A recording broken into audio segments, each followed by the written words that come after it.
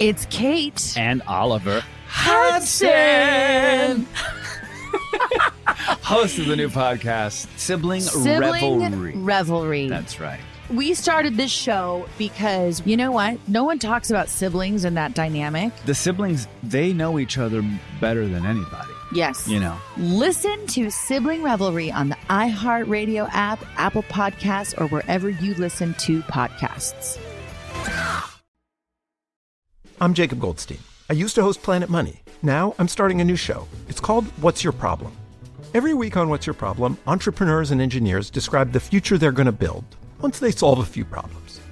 I'm talking to people trying to figure out how to do things that no one on the planet knows how to do, from creating a drone delivery business to building a car that can truly drive itself. Listen to What's Your Problem on the iHeartRadio app or wherever you get your podcasts. Episode 301, Frugal Living Tips from the Great Depression.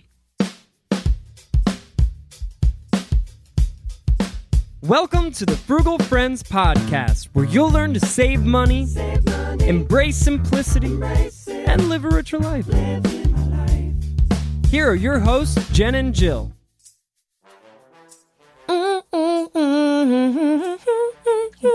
Welcome to the Frugal Friends Podcast. My name is Jen. My name is Jill. And today we are talking about frugal living tips from the Great Depression. Because let's just jump right in. This episode is brought to you by Google searching. Did you know when you type in frugal into Google, #rhymes, frugal living tips from the Great Depression is one of the top searches that comes up? Try it. See for yourself, right? And personally, I have always hated that. We don't think you have to live like you're in the Great Depression to be frugal. I feel like that's a very extreme frugality, and we're not super into extremes. Unless it's extreme fun. Oh, here for that. Yeah. If you don't believe friendship. us. Which I think is what we have. Extreme friendship. Start a business together and be contractually obligated to one another. I love our contractually obligated friendship. But back to the subject. We don't think you have to live like you're in the Great Depression to be frugal. And if you don't believe us, we have 300 episodes that try to convince you. But you don't have to listen to any of them if you don't want to.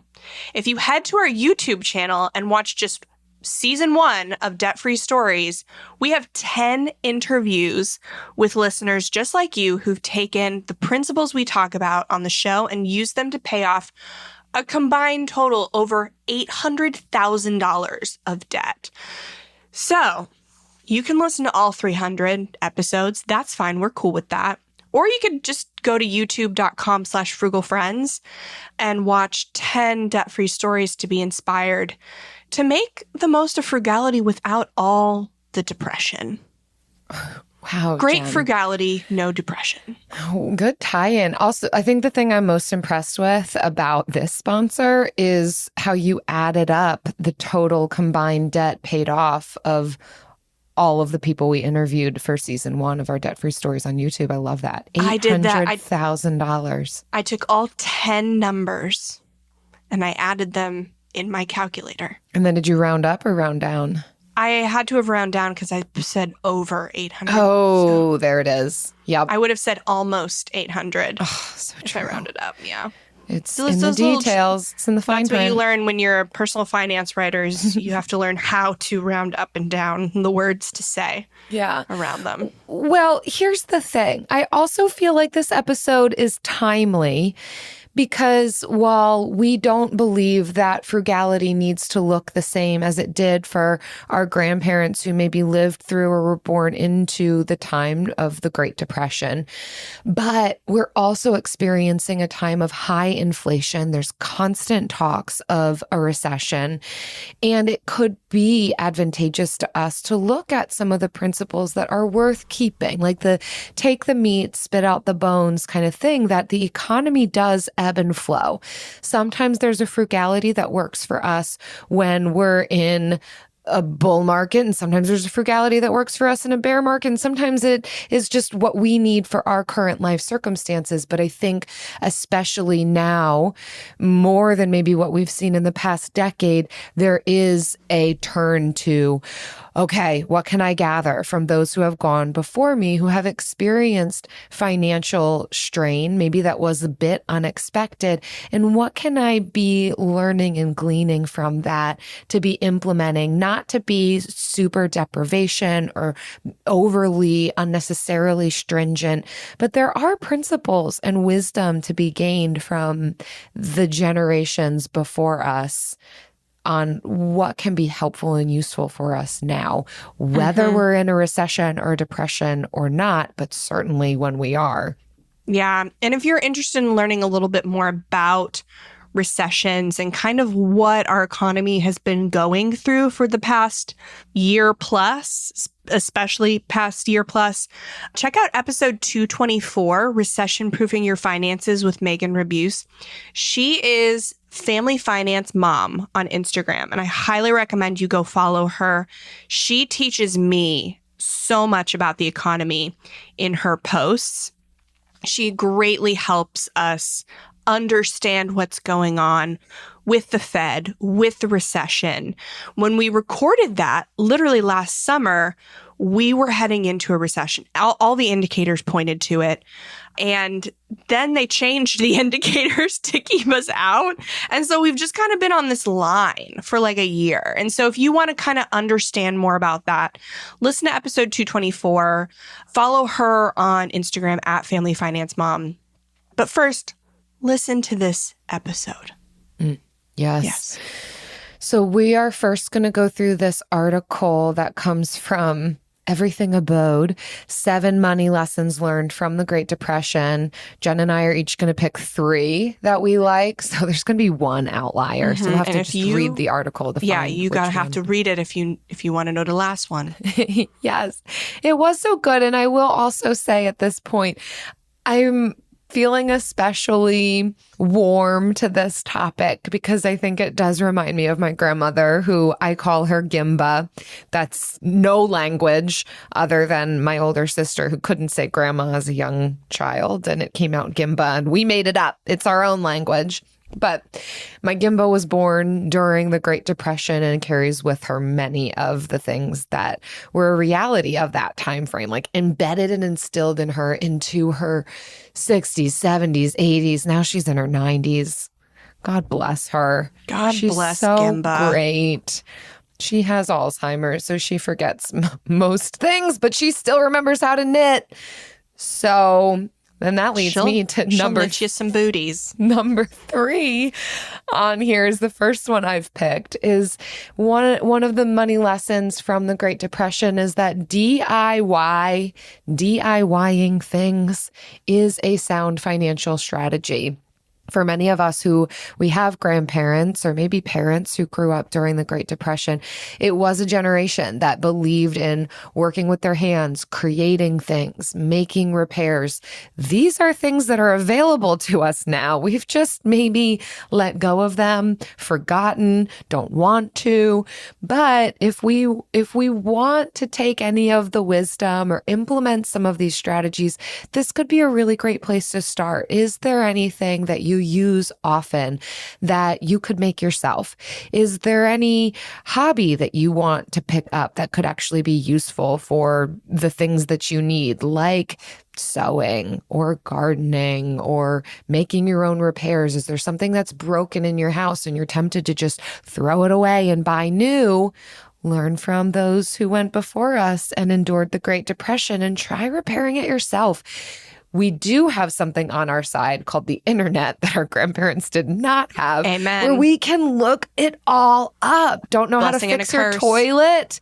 YouTube it. Don't know how to stop your leaky faucet? YouTube it. Don't know how to clean out your dishwasher or your lint filter? I thought of that commercial, lint liquor. YouTube it. YouTube it.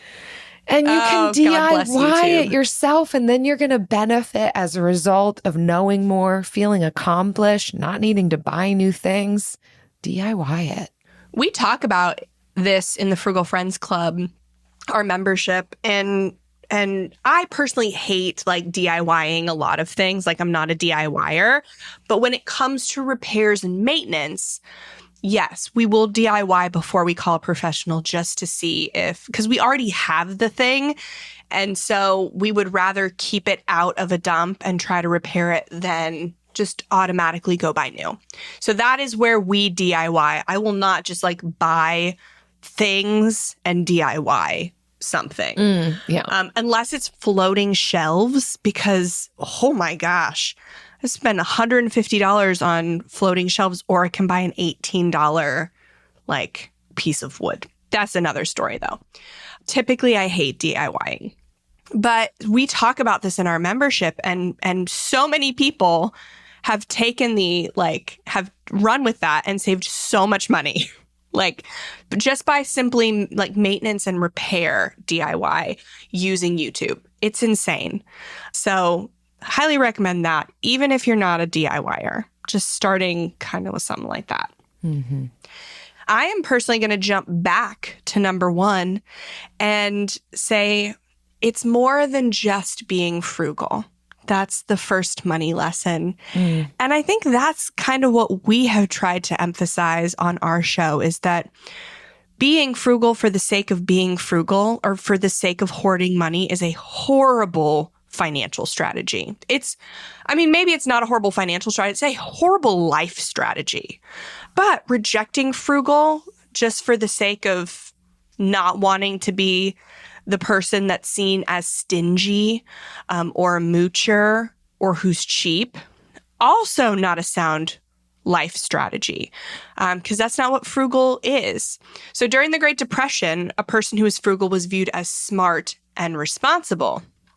Now we know they're seen as cheap, stingy moochers. Or I love, like, when I say I host the Frugal Friends podcast, I'll have people come up to me like after wherever I'm speaking and be like, oh, I got this like shirt from a thrift store, or like trying to like show me how frugal they are or how little they spend. And I'm like, cool. That's not the point. But I am glad that you bought thrift store clothes, because I love thrift store clothes. But usually it's people like bragging about their coupons or how they didn't spend anything for this value add. And it's like, you can spend money. Or how they lost all their friends to pay off their debt. Like it's so interesting. But it's about more than the financial practices. It's about what the financial practices get you. It's about being able to afford more of what money can't buy. That is the purpose of being frugal. And there are everything you want, you might we'll give you an assignment. List off everything you want on a piece of paper and see how much of it costs money. Like in one mindset, everything you put on that list will cost money. When you adopt a frugal lifestyle, frugal mindset, the things on your list no longer cost money. But it takes money to be able to get them, if that's what it's like. It's not things or experiences or things that inherently cost money, but it's like these self-fulfillment things, these family fulfillment things, career fulfillment. It's these self-actualization pieces that don't necessarily cost money in and of themselves, but do take money to pursue. And so that is the point of frugality, not just being frugal for frugal's sake. Yes. Having a deeper reason. The other tip or lesson learned from the Great Depression that I love, number 5, the value of budgeting.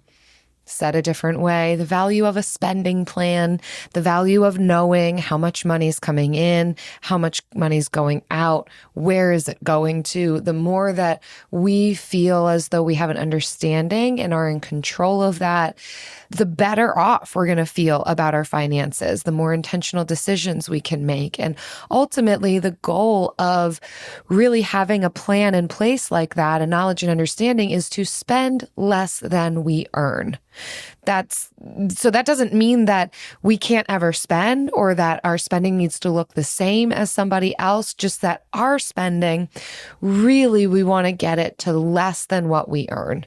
And that includes, making room for saving and investing and paying down debt, whatever it is that your goals are, and lowering some of those bills and cost of living, but still being able to say yes to the things that are valuable and important to you. I still remember that my great-grandfather, so my grandmother's father, had a ledger that he kept, and they, of course, kept it. They don't have Excel spreadsheets or all the apps or the different programs, and he had this ledger that he would keep daily record of transactions. And that seems absurd and over the top, but yet that kind of practice, at least for a short time, can really help us to get acquainted with our spending, our habits, our behaviors, and help us hone in on how do we actually want to be engaging with our money and what are the decisions we want to be making around it. And really, probably because there wasn't a debit card or credit card that he was swiping where he could just pull up the transaction list. He had to manually do that. And what more value then there is to understanding how you're interacting with your money. But we've got it a little bit easier and a little bit harder in some ways, but getting in touch to deeper levels with your habits and behaviors around money, I think, is a really important lesson and something we can be implementing that will benefit us in the long run. Yes, absolutely. My next one is save for a rainy day. And who hasn't heard this phrase, save for a rainy day? But we do take it for granted. I think even if we don't intend to, we still take it for granted because we're still shocked when emergencies come and we still don't save enough in our emergency funds. And that's really what this is. Take advantage of the good times and save for the lean ones. There will always be some time, it may not be for years or decades, but eventually you will need your emergency fund. And hopefully it's not for a bad reason. Hopefully it's, a neutral emergency, as neutral as emergencies can get. But you're going to need it. And we don't value it enough. So, and that includes, and I would say not just rainy days, saving for retirement. I don't think that we often value that one enough for what it really is, because investing for retirement it is not saving for a hammock on the beach. It is saving to cover your bills and expenses. So even if you get Social Security in your later years, that is going to probably cover your housing, maybe your food. But if you would like to, drive or go out to eat, in addition to groceries, it's probably not going to be enough to cover that stuff. Or if you would like to have utilities like lights or water, stuff like that, Social Security is likely not going to cover all of your expenses. So we're not saving for a hammock on the beach. We're not even saving for a rainy day. We're saving just for a day. We're saving for our future days. So I would say your emergency fund is important, but also saving just for days in the future is of equal importance. So yeah, we have to do it now because you may not be able to work later. Just, going for the easy ones, huh, Jen? I am. It's the reality. Hopefully we have days. Hopefully you have days. Down I want to assume that you'll have days, and I want you to have money to spend all your days. Thank you, Jen. I believe you. The last one on this list for me is number 6. the value of diversification and multiple income streams. So this is referring to both investing and types of savings and investment accounts, making sure that we're putting money into a few different places. That's that saying, not having all of your eggs in one basket, but making sure that your investments are in a variety of places so that if one is risky or doesn't do as well, then you've got this other account that is also seeking to earn interest for you. But then I like how they paired this with the seeking multiple income streams. Now, I want to find the radical middle here because I also think that we've had such a focus on hustle culture and side hustles, and you have to do more, and just having one full-time job isn't enough.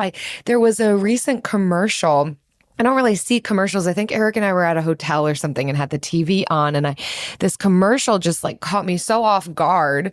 It was talking about a credit card that was, the way that they were advertising it was talking about how we all have side hustles, and the credit card was going to be able to make it easier for you to have a side hustle, or because you have a side hustle, you can have this credit card. I don't totally know how they were tying it in. I just know that they were talking about side hustles. I'm like, what day and age are we in where it is apparently so commonplace that their commercial to the masses for a big credit card, one of the biggest credit card companies, is talking about side hustles. To me, that was highlighting an issue in society, that our full-time jobs aren't paying us enough, that we need a side hustle, whether it's highlighting the greed that we have and we all just want more, or it's highlighting the fact that none of us are getting paid enough to like cover our most basic expenses. I don't know. Either way, it's a problem. So I kind of want to like rein this in and not say you have to have. If you don't have an extra stream of revenue, you need to get one just for the sake of getting one, right? It's not frugality for the sake of frugality. It's not earning more for the sake of earning more, but it is a reasonable thing to consider if your regular work is not enough to cover, or isn't really kind of tipping the scales for some of those financial goals that you have, at least for a season. It doesn't have to be a long-term lifestyle, but at least for a time, considering an additional stream of revenue, and hopefully within the realm of things that you enjoy.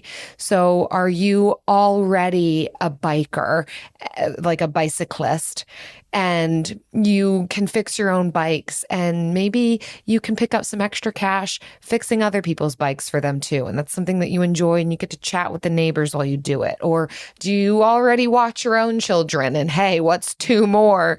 And you can make a little bit of extra cash watching other people's kids for a time, a few hours a day, a weekend. I don't know your life. Or whatever else it is that you might enjoy that might be able to bring in additional income. Again, one of the things I'm going to highlight is make sure you enjoy it, but also don't put the pressure on yourself to do that if you don't actually need it. Absolutely. And the last one from this article is to eat at home. That is a great lesson that we got from the Great Depression that we have for sure lost over the years. And they say when the stock market crashed and shuttered businesses, many families had to scrape by on what they could to survive. And that meant eating out was no longer an option. Families got creative, which is a tenet of frugality. And they cooked their own meals, scrabbling together what they could find at home. So new dishes came into vogue out of sheer necessity. And it doesn't list any of them. I wish it did. But eating at home. And we all want to do it. We all find it is the hardest thing to do. And we have spent we probably have 50 episodes on how to make eating at home easier. Not just, we all know that it's important, but how do we make it easier? How do we follow through? Well, I mean, the Frugal Friends have made it easier in the membership by giving everyone in our membership a meal plan each month. So yes, there's another reason to check that out. We do that, yes. But so eating at home, even if it is not the perfect budget-friendly meal, even if it is not the perfect meal. Definitely calculate, and this is where tracking your transactions and your expenses comes in. Figure out your cost per meal of eating at home, of everything versus eating out, and really consider how much you save by eating at home. Mm-hmm.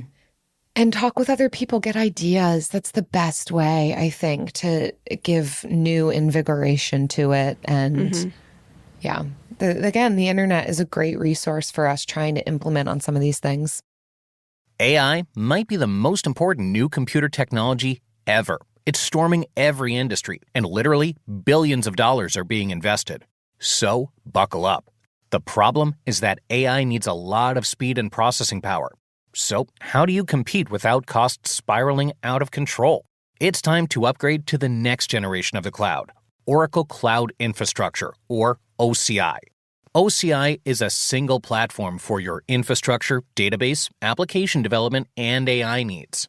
OCI has 4 to 8 times the bandwidth of other clouds, offers one consistent price instead of variable regional pricing. And of course, nobody does data better than Oracle. So now you can train your AI models at twice the speed and less than half the cost of other clouds. If you want to do more and spend less, like Uber, 8x8, and Databricks Mosaic, take a free test drive of OCI at oracle.com/strategic. That's oracle.com/strategic. oracle.com/strategic. Discover the heartwarming and hilarious world of sibling connections on Sibling Revelry with Kate Hudson and Oliver Hudson. You might be asking yourself, what is sibling revelry? Yeah, well, we just made it up. They'll have some laughs and maybe inspire some people along the way with universal tales of what it's like to grow up with brothers and sisters. We're full-blood siblings, the only full-blood sibling. In our family. Well, not in the world. I mean... No, in the whole world. That's just it. Like, no one... Dive into family tales and explore the human mind with guests like Joel and Benji Madden. And it's fun because we've decided to open it up, to really like all kinds of different siblings. And it's going to be an awesome season. It's more than a podcast. It's a celebration of the ties that bind us. Listen to Sibling Revelry with Kate Hudson and Oliver Hudson on the iHeartRadio app, Apple Podcasts, or wherever you get your podcasts.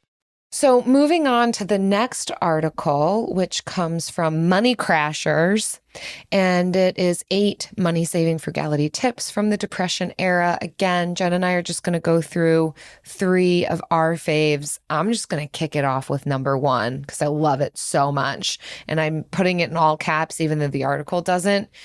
Use what you have. And I am kind of yelling it because that's what all caps demands, that we need to be using up what we already have on hand. This has to do with food, toiletries, cleaning products, just anything that we already have, using it. This also means exploring substitutions in our cooking and recipes and meals and cleaning products. That it doesn't always even mean that we have to replace what we've used up. Maybe we can use up our vinegar in cleaning. That's the best cleaning product, honestly, out there is vinegar and lemon and hot water and rag and some good old elbow grease. Can't buy that at the store. That's just Where there. do I find elbow grease? Yeah, at home. Yes. At work. Put your body to work. And I love too, we talked about this a bit recently with Ingrid from Declutter Hub. This is just good across the board. It's good for our finances. It's good for reducing waste. It's good for creating contentment, that we can just explore what's already in our pantries and our cabinets and under our sinks and use that. We don't have to get whatever's new and hot on the market or throw it away just because it's half empty. What if it were half full? Am I right? So number 2 is to avoid food waste. And we love that. We love that tip. we hate food waste. And it is not only a way, it not only hits the frugality button, it hits the minimalist button, because you are only buying what you need. So you have minimal food on hand, and it hits the sustainability button because less food is sitting in the dumps that we do pay for with our taxes. And so it just hits every button for me. Avoiding food waste, literally, again, using what you have and just eating what you have. And when you see that it's about to go bad and you can't eat it, freezing it. If you have it and you don't really like it anymore, repurposing it. But just avoiding as much food waste as possible. Yes, I love that too. You know how important that is to me. Mm-hmm. And number 3, we're just going in order because this is a good article. This one I found so interesting, to research Depression era recipes, which, yes, is a Google search that you can do. The article does give a few examples of recipes to use.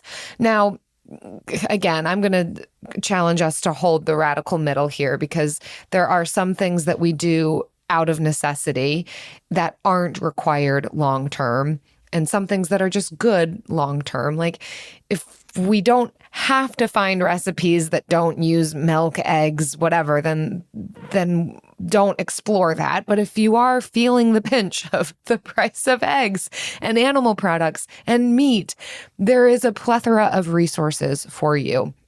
And so a lot of these Depression era recipes are meatless, animal product less, and usually are these kind of staples that are easy to find, less expensive, still the case nearly 100 years later, of they're just affordable food options.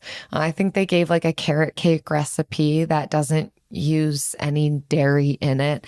So that could be an option even if you want a challenge to yourself or you want to find new recipes. This could kind of be a little gamifying way or out of necessity way of determining how to cut some of your food costs.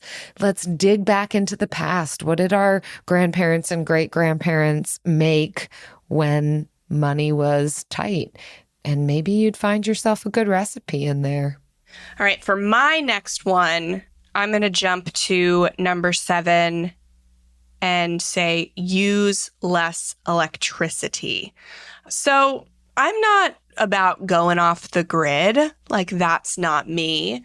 But I do think that we could all stand to use a little less electricity, but also use a little more electricity.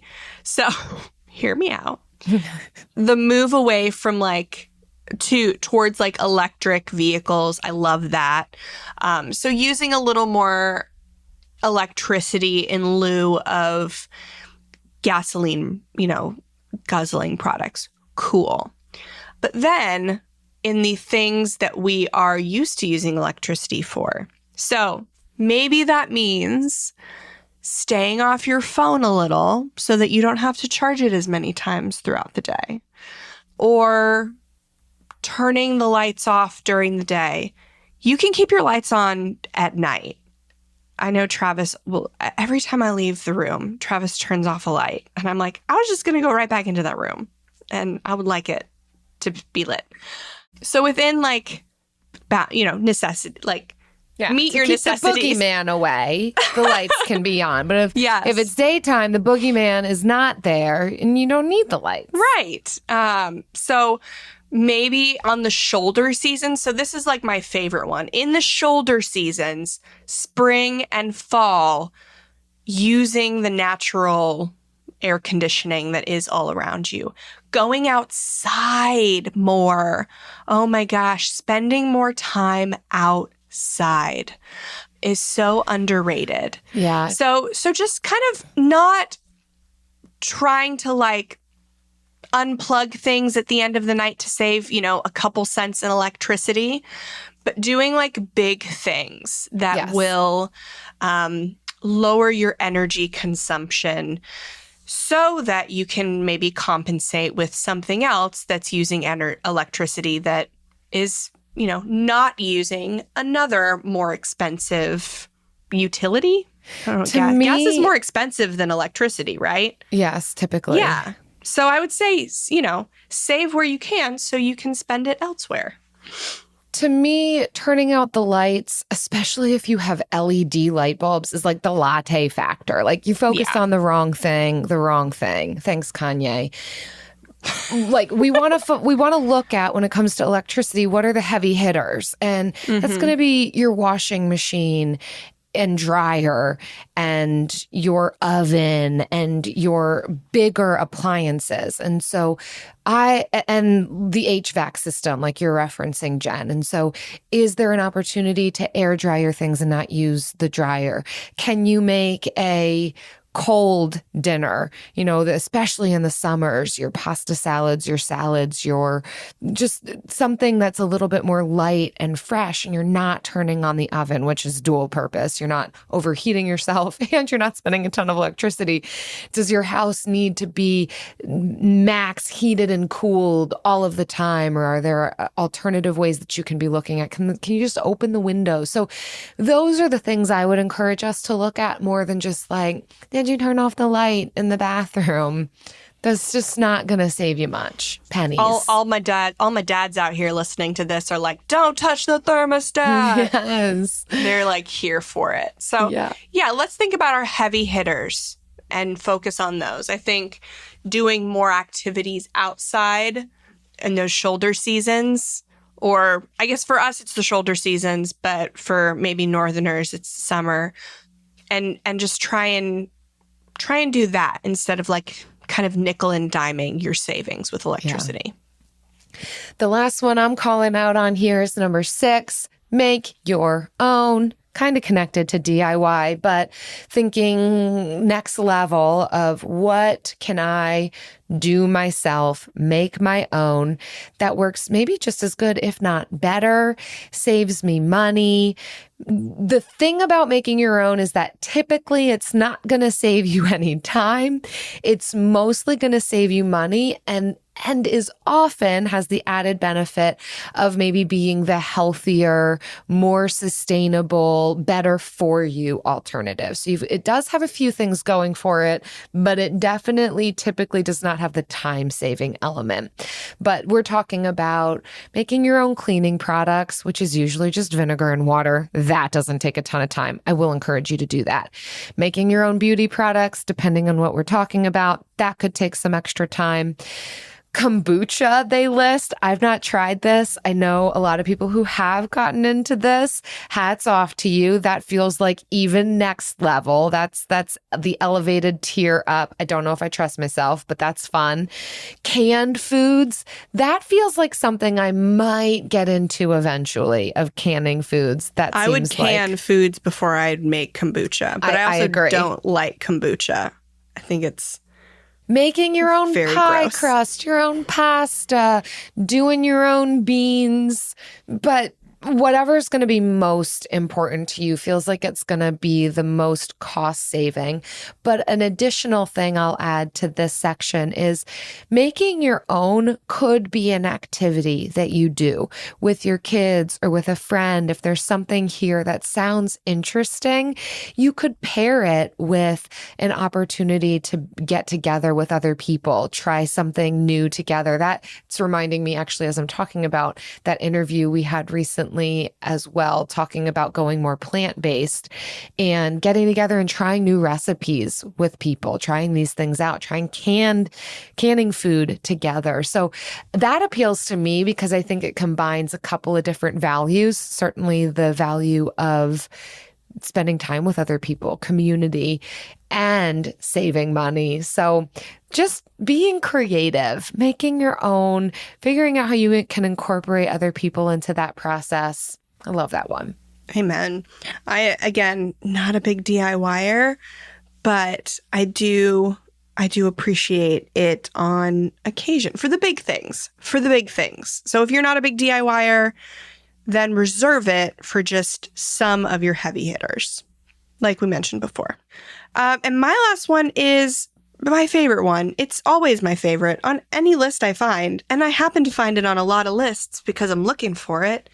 It's to focus on one main task. And I didn't know that this was a tip from the Great Depression. Who knew? Money Crashers knew. And they say if you've ever read Laura Ingalls Wilder's Little House in the Big Woods, which I assume is a follow-up to Little House on the Prairie, because prairies are probably smaller than big woods. You know that when Laura was growing up, her ma had a specific task for each day, and they were set in stone. Wash on Monday, iron on Tuesday, mend on Wednesday, churn on Thursday, clean on Friday, bake on Saturday, rest on Sunday. Oh, I love that. Let's get back to the big woods. The big woods. It sounds like a simple yet laborious life that might be nice. But I'm going to switch up churn on Thursdays to be something else. The advantage of using a schedule like this is that it provides a framework for getting bigger tasks done on top of all the other chores you've got to accomplish. So this is something that we talk about all the time, is when you prioritize one thing, you keep it really simple, you get it done. That is kind of like our life motto. We are pretty lazy, but so when we had Kendra Adachi on, she's a lazy genius, and she always says, be lazy or be a genius in the things that matter and lazy in the things that don't. And that's kind of like the approach that we take to frugality, is to really focus on the things that matter. But first you have to name the things that matter. You got to find out what those things are so that you can be intentional with those, and then either say no to the things that don't matter or just be as efficient and like minimal effort necessary for the other things that you don't value, but you still have to do. That's been a helpful approach too with just meal planning. Like we can input that to really any aspect of life, especially the ones that feel overwhelming. We can't seem to get a handle on. I love the way you approach meal plans, Jen, of like meatless Monday, something Tuesday. It changes up too. So it's not like that every month, but like a meatless Monday, handheld Tuesday. So like a sandwich or calzone, and then like soup Wednesday, or fridge clean out Friday. Just anything that's like a template. It doesn't mean then that it looks the same all the time, but you have a template. So I love that. Yeah, we just have a template. We do this for February and then try something new in March, sort of thing. You know what else has a template? Easily implemented. There's no question marks. It's the one thing. It's the main tasks. It's super simple, so it gets done. The bill of the week.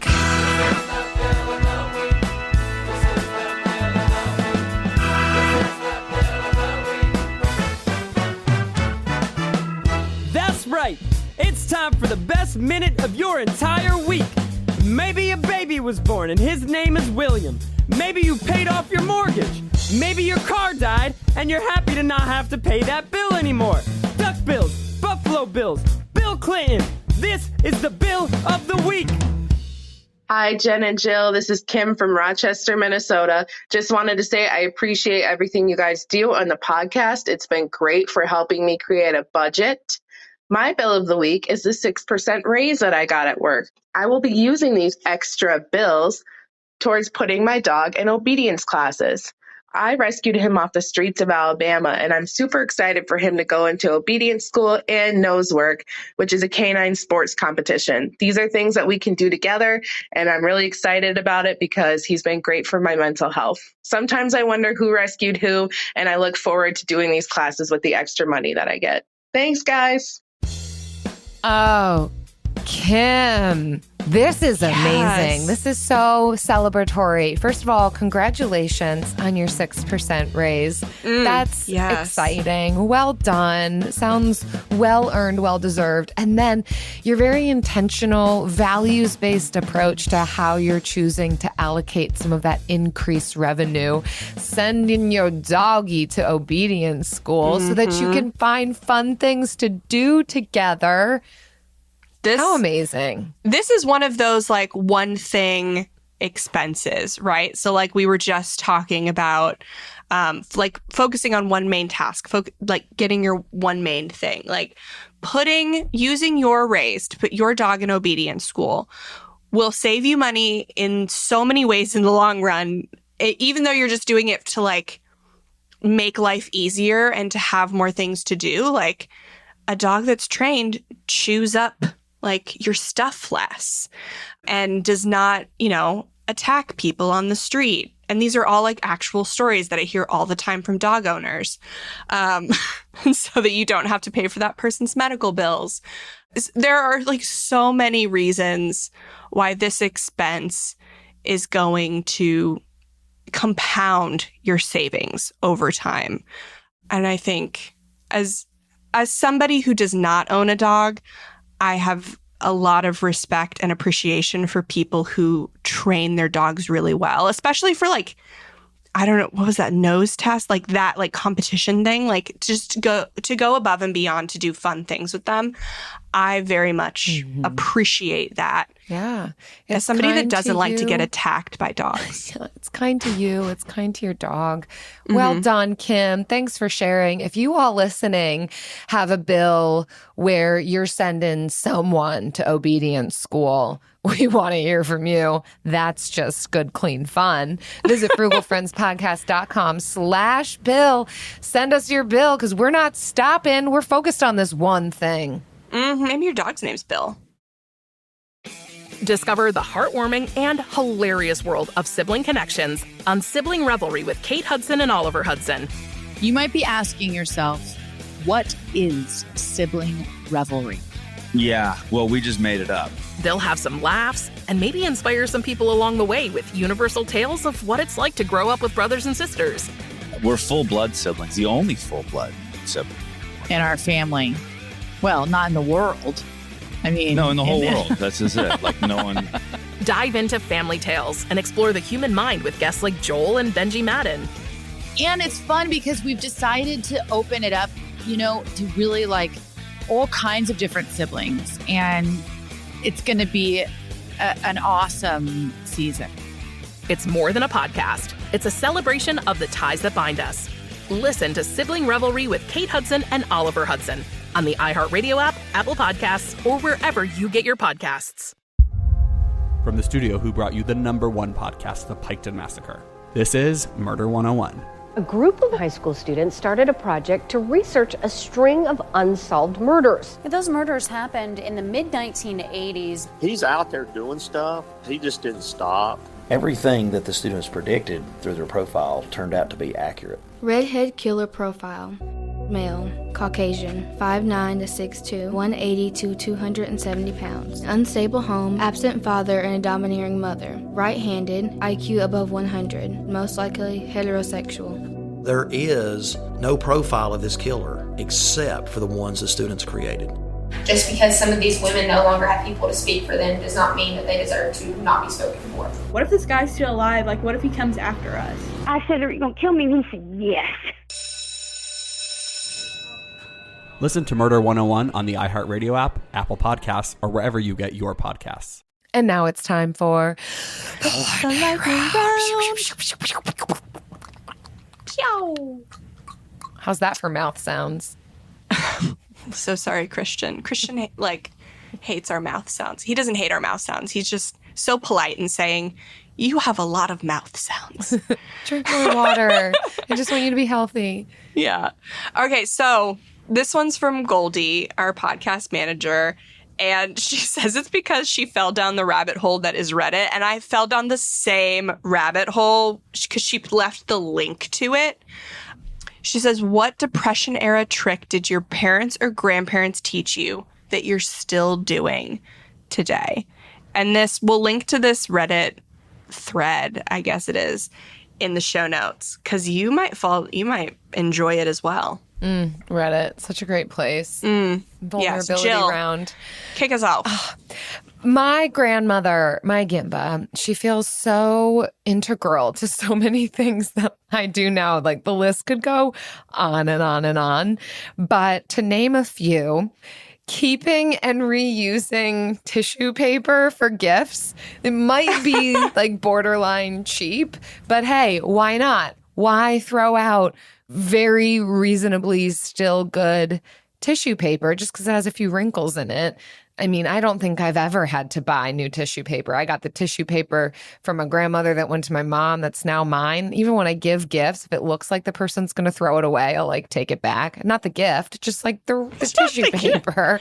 Maybe even the bag. And I just reuse that. I never actually write on the tag on the bags. I'm like, then you can't reuse it. Oh, it's so rude when people do that. It's so rude. I think we talk a lot about my packet drawer, but we don't talk about my gift bag cabinet. I have a gift bag cabinet that has a ton of gift bags, a ton of tissue paper, blank cards. Yes. Because you only buy blank cards because you can use them for every reason. Yes. Yeah. I have a little cabinet in my china hutch that doesn't have any china in it. You have a china? I was going to say, what? That's what it's called. It's a hutch. It's we for have a china. redaction, it's a china cabinet. Folks. Jen's trying to be someone she's not. In our china cabinet that does not have any china. You've seen the cabinet, and we don't own china. But yeah, it's like a little gift cabinet. And I never buy gift bags. I never buy tissue paper, except for one time I had a bag with no tissue paper and I had to buy tissue paper. I keep some of that stuff in my car. You do? So that if I'm like last minute gift giving, I don't have to spend money on that extra fluff. Well, I don't know what it's like to give last minute gifts. Mine are always. I also have gifts for kids. Like if Kai receives something, and I could do this more before he like really understood Christmas and birthdays. But I would take gifts that I knew he wouldn't play with or were duplicates or were much too old for him and keep them in the gift closet so that I could either gift them to another child or give them to Kai again at a later holiday. Yeah. So we have the gift, like a little gift basket in the closet. The basket is full of ungiven gifts. Well, they were given to Kai, but they were taken away. And then the cabinet with bags. Yep. Sewing and mending for me too. Buying secondhand. I mean, I really only grasped the value of that first through my grandmother. So, so many things. See, I had packet drawer down here. Nobody ever taught me. We did not do Depression era things when I was growing up. There was none of that. Like none of the stereotypical. I was in that rabbit hole in the Reddit thread looking for something that I did or that my grandmother or my mother did growing up. And my grandmother, she was bougie. She had tastes that were outside of her lifestyle. She actually had a china cabinet? Oh, yeah. 100% yes. And there was china in it. I couldn't think of anything. See, now there is something to be said for that too, where I saw this in my grandmother as well, who I would define as very frugal, but that frugality also lent itself to buying quality things, but then ensuring that it would last. So she would go to the higher end shoe store and buy very expensive shoes and meet with the consultant or get a very nice coat and actually pay to have it tailored, which seems like the bougie way to go, but in reality, then has these pair of shoes that last for years and this coat that lasts for years, that when it got a rip in it or a stain on it, there was investment in, let me mend this myself. Let me figure out how to get this stain out of it. And I would say to some degree, I carry that with me as well. I don't know if that'd be the same for you with your bougie grandmother, but this reality to buying really quality things in certain areas can also be the Depression era, or at least the 1950s takeaway of really quality things that can last, and then taking care of them to ensure that they last. Yeah, I don't think I got that. She did. My grandmother hoarded. I know you did. My grandmother hoarded toilet paper. That was the one thing she hoarded, and she drank really cheap beer. Those were like her two things that grounded her. I don't drink beer, and I don't hoard toilet paper, but I did get an inheritance of toilet paper from her after her death. That was like my inheritance from her, was a lot of toilet paper. So you were fine in 2020, huh? I mean, she died in like 2012, so it was a long time before 2020. You were wishing Grandma were still here. She would have had you covered. Oh, she was an interesting lady. Yeah, I wish I had an answer. All of the Great Depression things that I do because I do them. So it's like my gift bag drawer. Dime piece. My gift bag cabinet or my packet drawer. Or I do them because of Travis. Yeah. Travis turns off every light in the house every second. Jill actually noticed this and made fun of it. And I didn't even say anything, but I was just like, oh my God, you see it too. It's not just me. I respect it. It's his home. Yes. Sorry, Travis. Didn't mean to leave the light on. But I did mean to leave the light on. I did mean to leave the light on, and that's the thing. Wow, everyone. Thanks for going on this rabbit hole with us and for listening. We hope that this has at least sparked some memories of your growing up, your loved ones. And if not, if you're like Jen, you're just INDEPENDENT over here and like you established your own patterns. That's cool too. Wow. Many of you know we have a membership for our listeners who are paying off debt or trying to reach other kind of money goals. We do monthly money challenges, which is so fun. Who doesn't like some games? And accountability groups for that community that you all need. We want to congratulate one of our members for a big win. This comes from Alicia, who shared, I was in bed and picked up my phone to mindlessly scroll. I love the honesty. I saw an ad for a face product that caught my attention. I got as far as the checkout process before I caught myself and deleted my cart. I decided then and there that I will no longer make any online purchases without being fully awake, out of bed is the definition in parentheses, of that. Yeah. And checking in with my spending plan first. This is a big step in cutting back on impulse purchases. Alicia, you've done it. You're doing it. You set parameters and you're following them to be the best version of yourself that you can. We're at the end Jill of this episode. Can you you tell? Alicia. Yes. She made that song for you. Hashtag rhyming. And I'm like shrugging my shoulders like a dance. Congrats, girl. Depression era dance. Thanks for so listening. Yeah. For tuning in to our song and dance show. If you want to check out our membership where there's more song and dance, I don't know, I can't promise. Maybe there is. And we definitely do have courses, interviews, challenges, and so much more. Head to frugalfriendspodcast.com/club. Check it out. See you next time. Frugal Friends is produced by Eric Sirianni.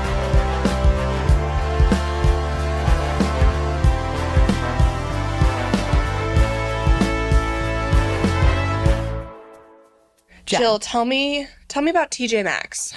I negotiated a 30% discount on my sheet. On my sheet. Keep it set. PG. Keep it trying. PG. Sheet set. That's hard to say. That is difficult to say. A 30% discount on my sheet set. Sheet. What? We don't have a home decor podcast. Your sheet set. Bedding. Yes. Let's call it bedding. Sheets for my bed. Sheets for your bed. They were finally going to change those. Good for you. They were not on clearance, but they had clearly been previously purchased by someone and returned, but still had like the same sticker price on them. They just looked in rough shape. However, they were very luxury brand. They were like buried in the back of where all the sheets were. And I'm a digger. You know me. I dig with my hands. You do dig. Mm-hmm. You dig. Not even with gloves on. I just dig. And I found these sheets and I looked up the brand and they are expensive. And I'm like, I'm bougie, but with a budget. How am I going to get these for myself? Because even at TJ Maxx prices, this is still expensive. So I'm like, I'll see what I can get. So I take them up and I'm like, is this the best price you can do on this? And they're like, she looks at the packaging. I'm like, it looks like they've been previously purchased and returned. Like, this is not the original packaging. The sheets are obviously very wrinkled. I don't even know if someone has like washed them or potentially used them before. She's like, the best I can give you is 10%. And I just kind of turned up my nose at it. I didn't even need to say anything. And she just immediately was like, let me go talk to my manager. The manager comes over. I say the same thing to her. She's like, maybe 20%. And I was still just kind of like hemming and hawing over what that price would be. And she's like, okay, just a second. She goes to another manager. They were all there. They were all at the store that day. They were all there. 30% off, Jen. Yep. Yes. Now I got them luxury sheets. Like I have a china cabinet, but really I'm drinking cheap beer, hoarding toilet paper. I know I'm not actually, but it's that vibe. I love that. And you weren't rude about it. You were actually trying to get a discount on something that looked janky, not just something that was there. I knew that it had value. Like, the sheets are good sheets, but like clearly someone has returned them. I don't know why they've returned them. I could get into the sheets and there's some other additional problem to them.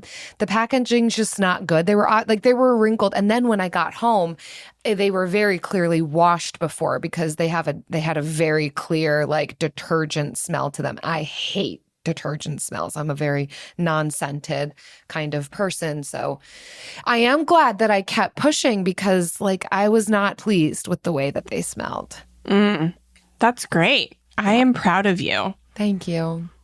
Yep. You can pretty much negotiate anything. For additional tips too, you can negotiate. I've said this already, but at Lowe's and Home Depot, you don't negotiate with them at the register. Now, TJ Maxx, Marshalls, Ross, you negotiate at the register. Lowe's, Home Depot, you negotiate per department with the department manager. Now, there has to be like a reason. You can't just be like, get me a better price on this. Like if the thing's already on clearance, or maybe it should be on clearance because it's dented, dinged, missing something, you know the drill, find the manager. Usually they can authorize at least a 30% or up to a 30% discount. Absolutely.